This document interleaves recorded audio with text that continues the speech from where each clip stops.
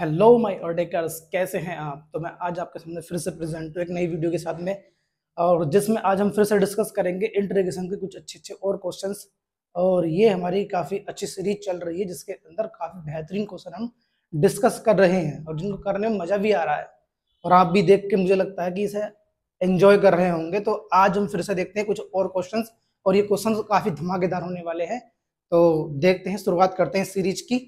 आइए, हमारे पास जो है इस बार कुछ क्वेश्चंस मोड वाले हैं। तो सबसे पहले मोड की प्रॉपर्टी समझते हैं कि अगर मोड एक्स अगर होता है तो ये कैसे चेंज होता है। देखो ना, मोड का जो ग्राफ होता है वो ऐसे होता है, जीरो से इधर की तरफ और जीरो से इधर की तरफ।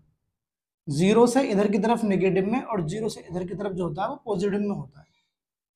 यानी कि जीरो से जितनी भी छोटी वैल्यूज होंगी, -1, -2, -3, यानी नेगेटिव वैल्यूज पर ये हमें ऑलवेज नेगेटिव का साइन दे करके आएगा। और अगर पॉजिटिव की वैल्यू मिलेंगी हमको ऐसे कि +1, +2, +3, तो हमें ये प्लस की वैल्यू देगा। तो देखते हैं जरा कैसे ही ओपन होता है। जैसे यहाँ पर जो रेंज है इसकी -1 से +1 है, तो सबसे पहले बात तो हम इसकी रेंज को ब्रेक करेंगे। और रेंज को ब्रेक करने के लिए जो भी मोड एक्स के अंदर मोड के अंदर होगा उसे 0 के इक्वल रखेंगे।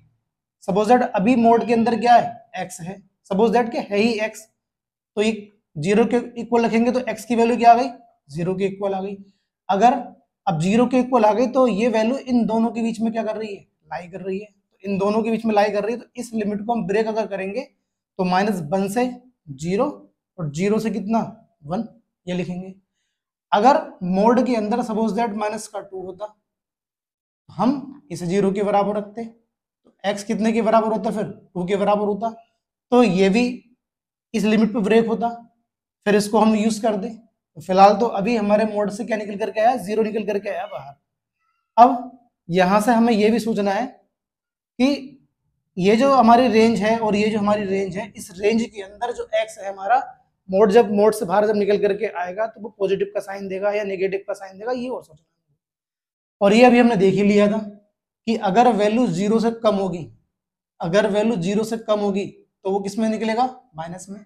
तो ये वैल्यू जो होती है, जैसे ये रेंज है -0 से -1 से 0, तो जितनी भी यहाँ पर वैल्यू आएंगी वो 0 से कैसी होंगी, कम होंगी। जब कम होंगी तो ये मोड इसमें निकलेगा, माइनस में निकलेगा। और ये 0 से कैसी होंगी, सारी बड़ी होंगी। और जब 0 से सारी बड़ी होंगी तो ये किस में निकलेगा, प्लस में निकलेगा। तो ये प्लस में हो गया। बस कर लो इसका इंटीग्रेशन अब। तो यहाँ पे जब x का करेंगे तो x² y2, और रेंज इसकी -1 से 0। इसका करेंगे x² y2 और रेंज इसकी 0 से 1। 0 लगाएंगे 0, माइनस से जाएगा प्लस, और -1 की बार कितना, स्क्वायर अपॉन में कितना जाएगा 2, प्लस इसे लगाओ 1/2, 1 का स्क्वायर 2 और 0 से 0। तो ये बचा 1/2, ये भी क्या हो गया 1/2, कितना आया निकल करके, 1 आया निकल करके। ठीक है जी। अब इसको देखते हैं जरा।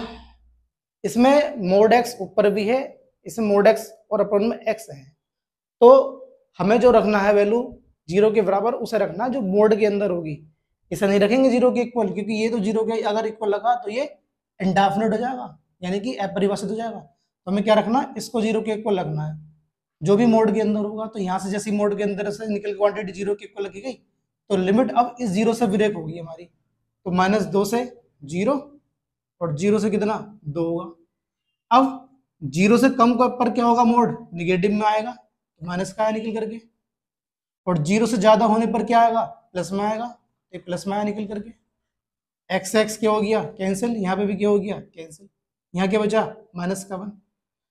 तो हमने इसकी क्या कर दी, इंटीग्रेशन कर दिया x, और रेंज -2 से 0। यहाँ भी 1 बचा, x 0 से कितना 2, 0 लगाएंगे 0, और यहाँ लगाएंगे माइनस का 2 आ जाएगा, प्लस ये 2 और ये 0 से 0। तो ये माइनस का 2, ये प्लस का 2, कितना आ गया कट करके, 0 आ गया। देखते हैं एक और क्वेश्चन। क्वेश्चन हमारा ये है कि एफ एक्स जो है वो इतने के इक्वल है जब वैल्यू मोड एक्स से लेस देन और इक्वल टू है, और 2 जब और कोई वैल्यू इसकी दे रखी होगी। और कह रहा है कि -2 से अगर 3 रेंज अगर है तो एफ एक्स की वैल्यू क्या होगी। तो सबसे पहले हमें क्या करना पड़ेगा, इस रेंज को जो है हम ब्रेक करते हैं इस मोड के अकॉर्डिंग। जैसे mode of x less than 2 है, तो इसको क्या लिख सकते हैं हम, 2 - 2 लिख सकते हैं। तो यानी कि इन दोनों के बीच में एक और पॉइंट मिला रेंज के लिए जो कि -2 है। तो इसे हम जब ब्रेक करेंगे तो इसको ब्रेक करने का जो तरीका होगा वो ये होगा, -2 से +2 fx +2 से 3 और fx dx। अब -2 से +2 के लिए देखो ये रहा, ये जो है हमारे पास -2 से +2 के लिए खुलेगा, तो इस पर फंक्शन ये आएगा जो कितना है e की power cos x sin x dx। 2 से 3 जब रेंज कुछ और होगी तो कितना दे रखा हमको, ये 2 दे रखा है।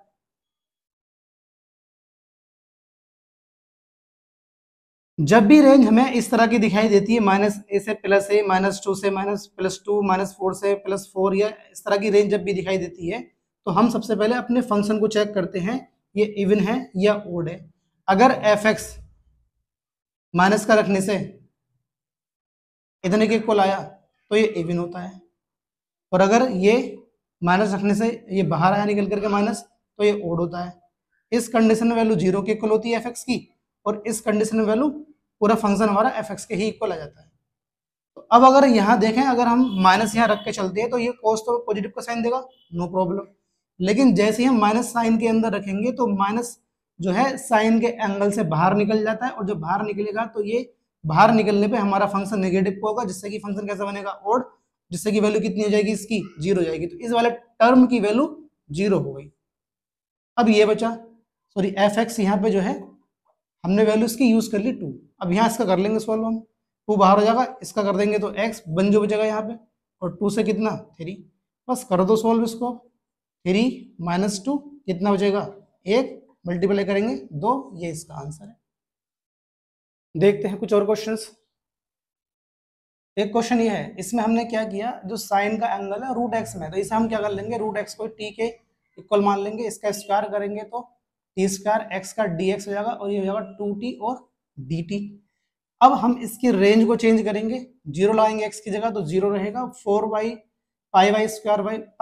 4 को रखेंगे तो ये π/2 निकल करके आ जाएगा।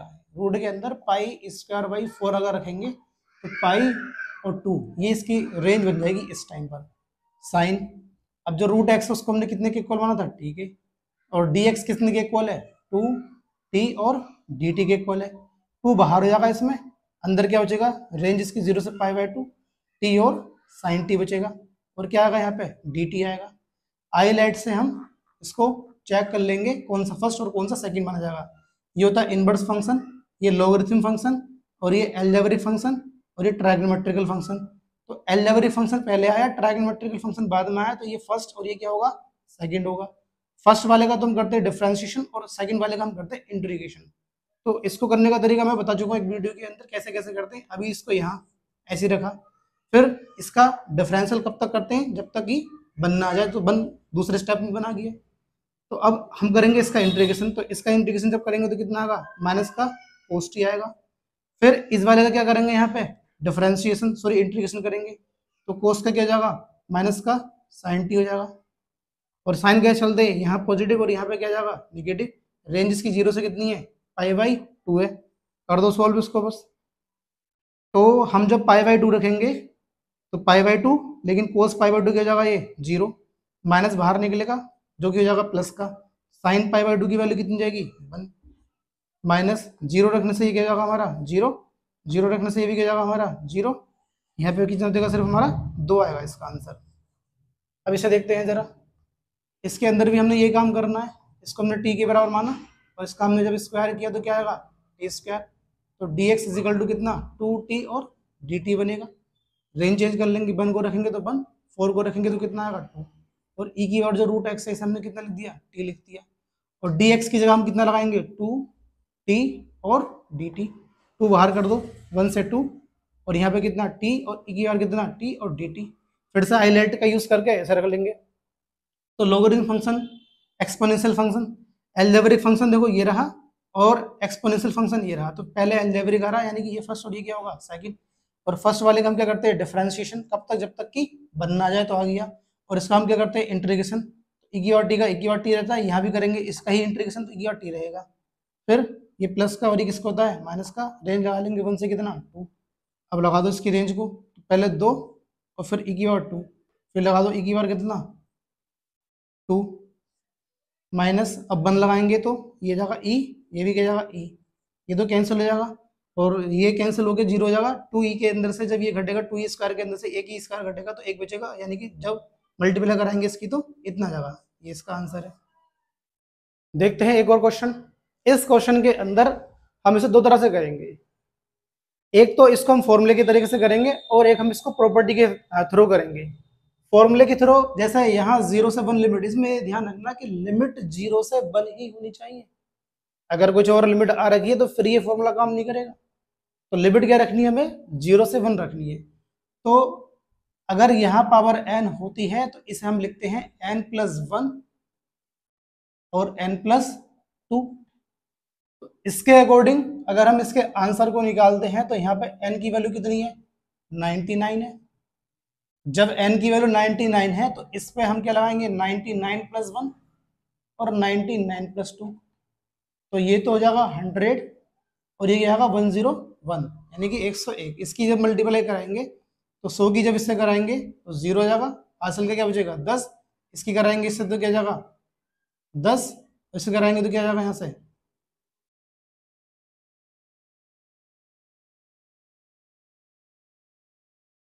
तो क्या आ गया 100 और 100 आ गया।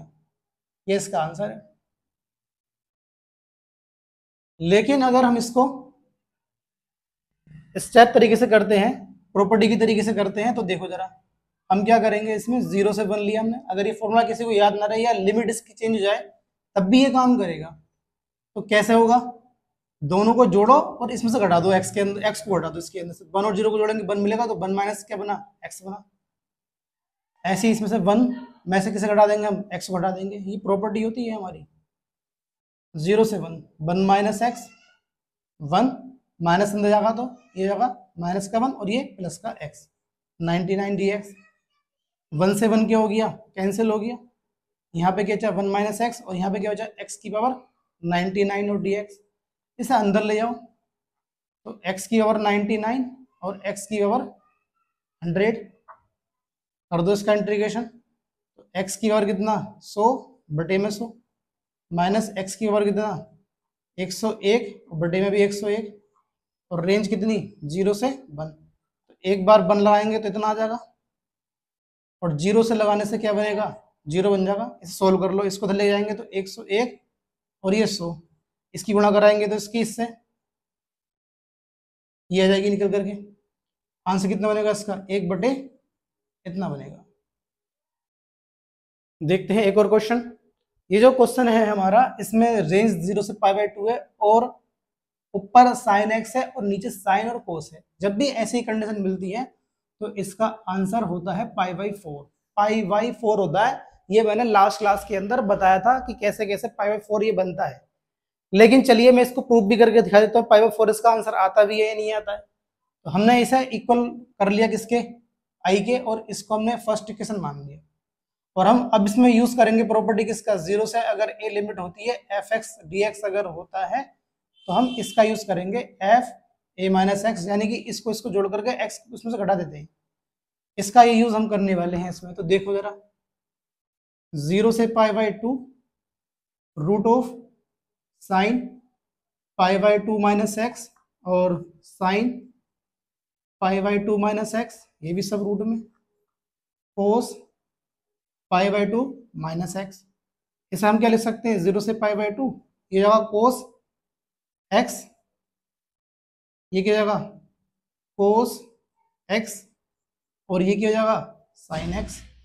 इसे हमने सेकेंड इक्वेशन मान लिया, फर्स्ट को और सेकेंड को ऐड कर दिया। जब ऐड करेंगे तो देखना दोनों के जो डिनोमिनेटर है, चलो मैं लिख ही देता हूँ, लिख के ज्यादा समझ में आ जाएगा। 0 से π/2 sine of root x, sine of root x upon में और कोस एक्स और dx प्लस 0 से π/2 cos of x, cos of root x, cos of root x plus sine of root x.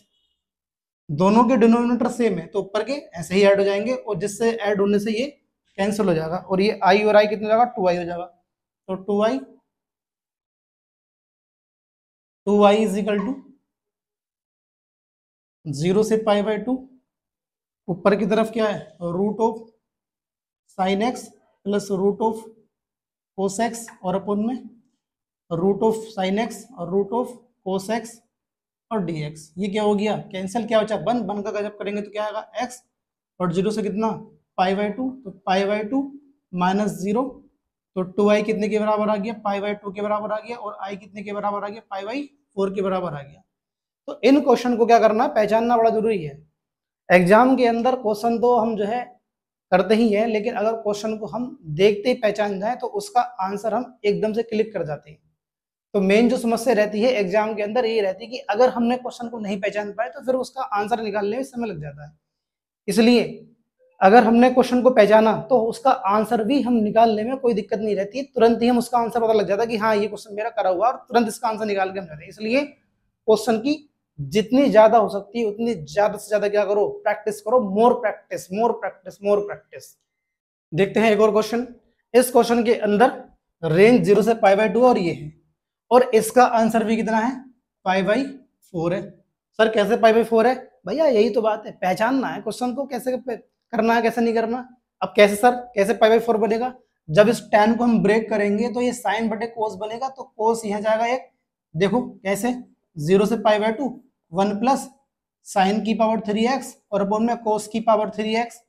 इसको इधर की तरफ एलसीएम लेंगे तो यहाँ कोस आएगा और ये ऊपर की तरफ चला जाएगा एलसीएम वाला, तो कोस की पावर कितना 3x और अपॉन में कोस की पावर कितना 3x और साइन की पावर कितना 3x, ये dx और ये भी कितना dx हो गया।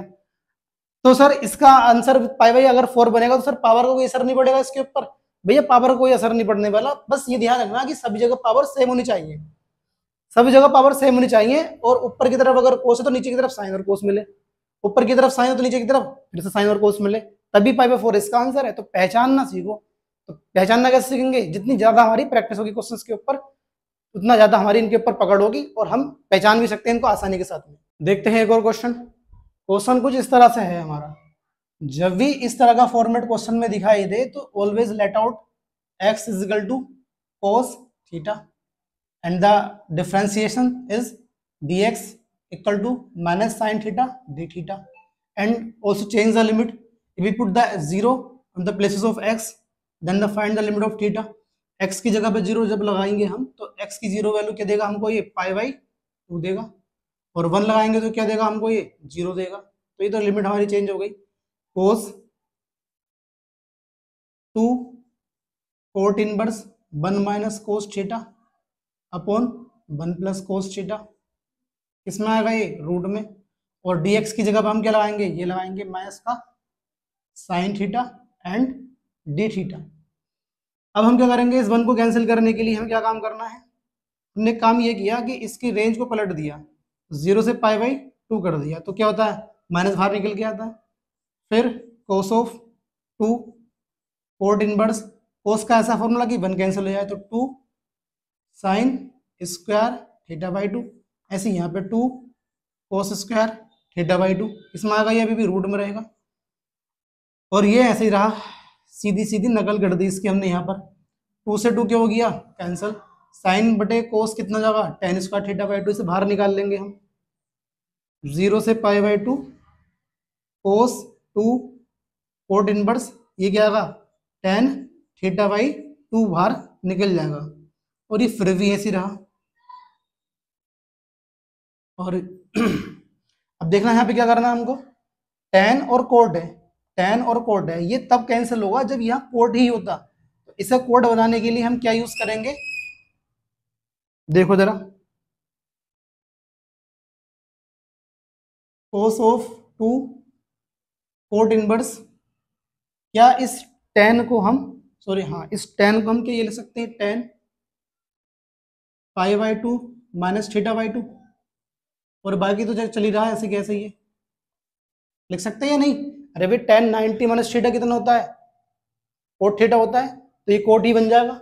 अब देखो कोट इनवर्स है, tan क्या हो जाएगा कैंसिल, और जब ये कैंसिल होगा